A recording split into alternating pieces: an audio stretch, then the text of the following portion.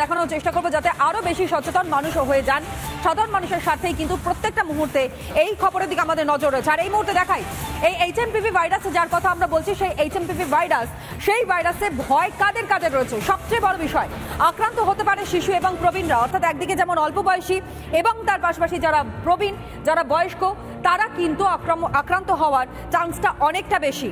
যার মধ্যে 5 বছরের কম বয়সী শিশু যারা রয়েছে এবং 65 বছরের বেশি প্রবীণরা যারা রয়েছে তাদের ক্ষেত্রে ভয় থাকছে। রোগ প্রতিরোধ ক্ষমতা যাদের কম রয়েছে তাদের ক্ষেত্রেও ভয় থাকছে, এবং একই সঙ্গে যাদের শ্বাসকষ্ট বা সিওপিডির সমস্যা রয়েছে তাদের ক্ষেত্রেও কিন্তু এই ভয়টা থাকছে। এবং যাদের শ্বাসকষ্ট বা সিওপিডির সমস্যা রয়েছে তাদের যদি কোনো রকমের কোনো সমস্যা হয় তাহলে অবশ্যই চিকিৎসকের সঙ্গে পরামর্শ করবারও কিন্তু পরামর্শ দিচ্ছেন চিকিৎসকেরা।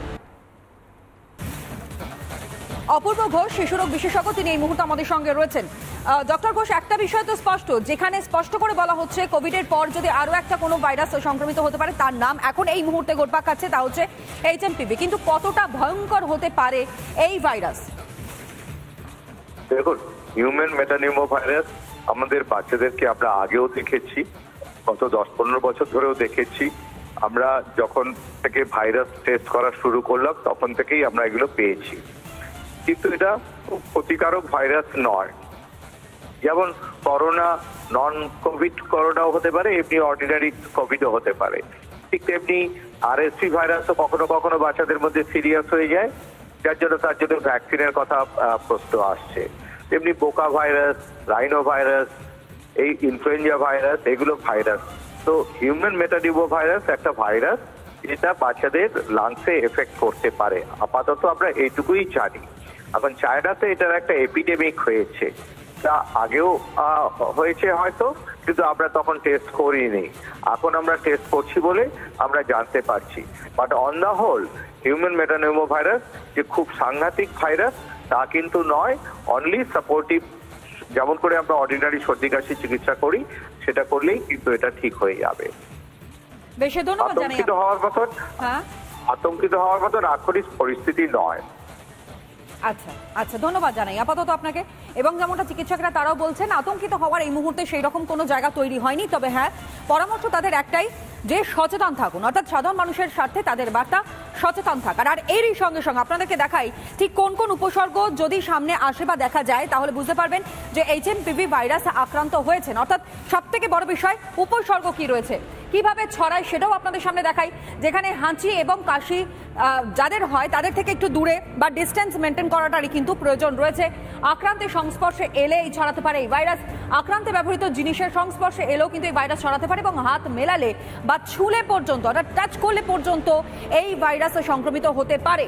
যে কারণের জন্য সোশ্যাল ডিস্টেন্স মেনটেনের কথা এর আগেও যখন কোভিড পিরিয়ড ছিল সেই সময় চিকিৎসকেরা বলেছেন। এবং এই এইচএমপিভি ভাইরাস যা নতুন করে সংক্রমিত এবং সংক্রমণের কথা আমরা বলছি, যে গোটা বিশ্ব জুড়ে মানুষ সচেতন হচ্ছেন, সচেতনতার বার্তা দেওয়া হচ্ছে এবং স্বাস্থ্যবিধি মেনে চলবার কথা বলা হচ্ছে, সেখানে এই বিষয়গুলো রয়েছে। অর্থাৎ যাদের হাঁচি হচ্ছে, কাশি হচ্ছে, তাদের থেকে একটু দূরে থাকুন।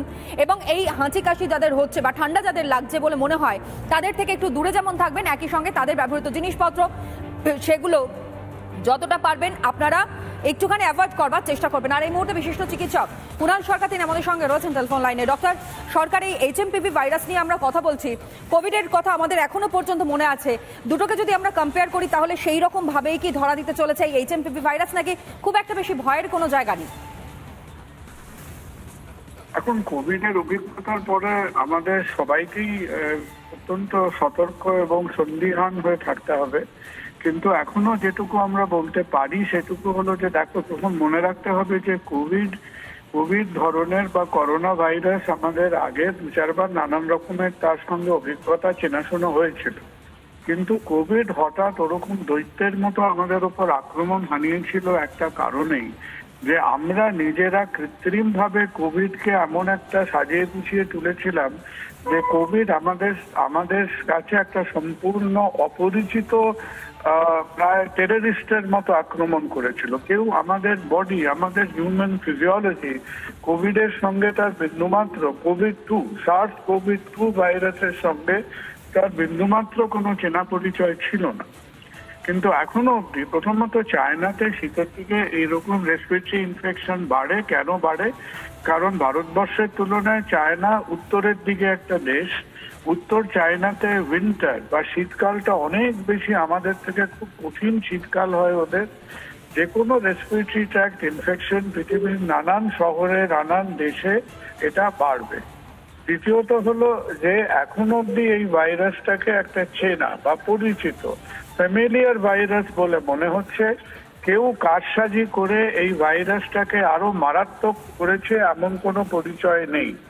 তাহলে এটা যদি ন্যাচারাল HMPV ভাইরাস হয়, এটা বহুবার আগে এসেছে, বহুবার ইনফেকশন হয়েছে, অল্প বয়সী ছেলে মেয়েদের হয়েছে, অ্যাডাল্টদের হয়েছে, কিছুদিন থাকবে, আমাদের সাবধান থাকতে হবে, সংক্রমণটা কমাতে হবে, and I think it will pass over. তবে আমাদের অভিজ্ঞতা যা, আমাদের ভাইরোলজি টেস্ট সমস্ত সতর্কতা নিয়ে দেখতে হবে যে আমরা এটাকে আবার সেই ধাপ্পাবাজির মধ্যে না পড়ি।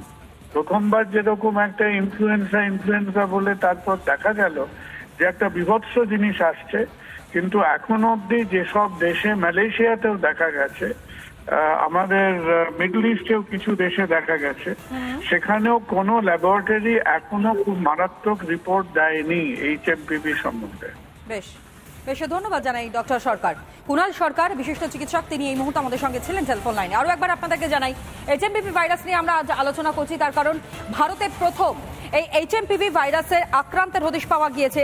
বেঙ্গালুরুতে আক্রান্ত 8 মাসের শিশু এবং আক্রান্ত শিশু হাসপাতালে চিকিৎসাধীন।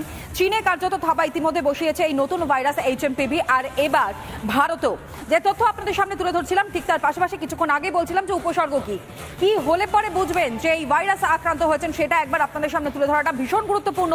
এবং এখানেই দেখানোর আমরা চেষ্টা করি যে এই ভাইরাস আক্রান্ত হলে তার উপসর্গ কি হবে। সবার প্রথম যে ইনফরমেশন, সেখানে সর্দি কাশি এবং নাক বন্ধ, সর্দি কাশি অনুভব হবে এবং তার থেকে বড় বিষয় হচ্ছে নাক বন্ধ হয়ে যাবে।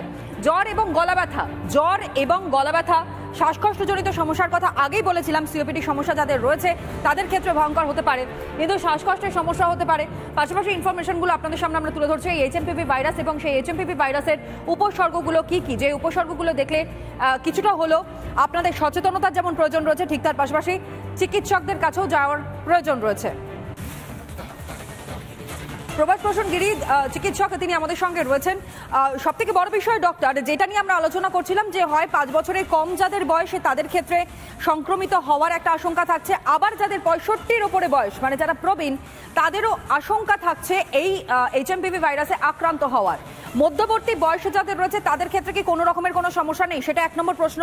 এবং দ্বিতীয়ত, মানুষ প্রিকশন কিভাবে নেবে, সচেতন কিভাবে হবে, আগে থেকে কোনো রকমের কোনো প্রিকশন নিলে যদি সম্ভব হয় এই রোগ মুক্তির বা সংক্রমিত না হওয়ার, তাহলে আপনারা কি পরামর্শ দেবেন?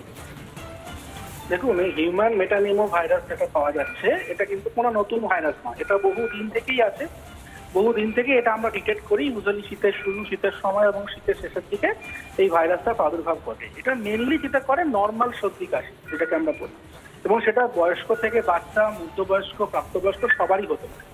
অধিকাংশ ক্ষেত্রে এটা ট্রিভিয়াল অসুখ করে, নর্মাল সর্দি, হাঁচি, কাশি, জ্বর হয়ে কমে যায়। খুব রেয়ারলি এটা নিউমোনিয়া বা শ্বাসকষ্ট বা ব্রঙ্কাইটিস এই টাইপের অসুখ করে, যেখানে হাসপাতালে ভর্তি করতে হয়। এই সিভিয়ার ইলনেস হিউম্যান মেটানিমো ভাইরাসের তাদেরই হয় যারা usually extremes of ages, usually less than 5 years, specially less than 1 year, এবং more than 65 years, এবং যাদের কোমরবিডিটি রয়েছে। এবং এই সিভিয়ার ইলনেসের মাত্রাটাও কিন্তু অত্যন্ত কম পার্সেন্টেজের পেশেন্টের ক্ষেত্রে সিভিয়ার ইলনেস হয়। তো এবারে হিউম্যান মেটানিমো ভাইরাস মেনলি যেটা করে, ছোট বাচ্চাদের যাদের 1 বছরের তলার কম বয়স, তাদের ক্ষেত্রে ব্রঙ্কিওলাইটিস করে, সর্দি কাশি হয়, শ্বাসকষ্ট হয়, অনেক সময় শরীরে অক্সিজেনের লেভেল কমে যায়, ভর্তি করতে হয়। কিন্তু সেটা তেমন কিছু মারাত্মক নয় এবং তার পার্সেন্টেজটা অত্যন্ত কম। মেনলি ট্রিভিয়াল ইলনেস এটা করে। প্রিভেনশন বলতে অ্যাজ কোনো প্রিভেন্টিভ মেজার্স বা স্পেসিফিক ট্রিটমেন্ট কিছু নেই, কোনো ভ্যাকসিন নেই। তো ওই আমরা যেটা বলি যে বাড়ির বড়রা যদি কেউ সর্দি কাশি জ্বর হয়, তাহলে তারা যেন বাড়ির খুব ছোট সদস্যদের কাছ থেকে একটু দূরে থাকে, কিংবা মাস্ক ইউজ করে। ইউনিভার্সাল প্রিকশন যেটা আমরা কোভিডের সময় সবাই নিয়েছিলাম, সেটাই করে। কারণ এই অসুখগুলোতে ইউজুয়ালি বড়দের একটা নর্মাল সর্দি হাঁচি কাশি হয়, সেখান থেকে তারা যখন ছোট বাচ্চাদের পাশে যায় তখন ছোট বাচ্চাদের হয়। তো বড়দের সর্দি কাশি জ্বর হলে ছোট বাচ্চাদের একটু দূরে রাখলেই হবে, এর থেকে বেশি কিছু আপাতত করার নেই। বেশ ধন্যবাদ জানাই আপনাকে। শিশুরোগ বিশেষজ্ঞ প্রভাস প্রসূন গিরি, তিনি ছিলেন আমাদের সঙ্গে এই মুহূর্তে টেলিফোন লাইনে।